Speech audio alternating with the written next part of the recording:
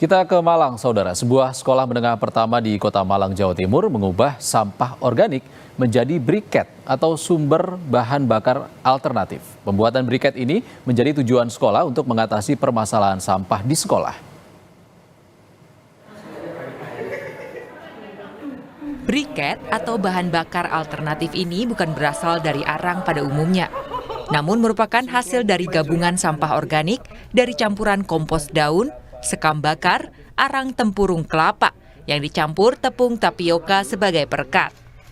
Briket organik buatan siswa Sekolah Menengah Pertama Negeri 30 di Kota Malang ini adalah salah satu cara untuk mengurangi jumlah sampah organik di lingkungan sekolah, sekaligus mengajarkan siswa untuk mengolah sampah menjadi sesuatu yang bermanfaat.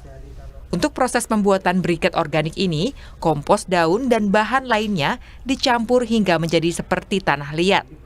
Bahan tersebut lalu dimasukkan ke dalam alat pencetak yang juga dibuat sendiri oleh sekolah. Briket tersebut lalu dijemur hingga kering selama 2 hingga 3 hari. Setelah kering, briket sudah bisa digunakan.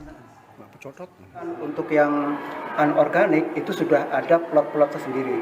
Nah, yang bermasalah di sini adalah yang organik. Yang organik khusus untuk daun kering itu kami mencoba bagaimana supaya daun kering itu tadi bisa dijadikan kompos. Nah, tetapi kalau kompos saja itu kan juga harus ada pemilihan-pemilihan yang dipakai. Nah, dari situ kemudian ada turunannya yaitu berupa bisa dimasukkan untuk briket.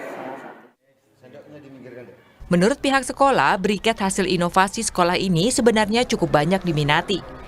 Namun dalam produksi jumlah besar, pihaknya masih belum mampu memenuhi permintaan. Pihak sekolah juga menambahkan, dengan diubah menjadi briket, sampah organik bisa menjadi bahan bakar yang memiliki nilai ekonomis dan ramah lingkungan. Dedi Prasetyo, Kompas TV, Malang, Jawa Timur.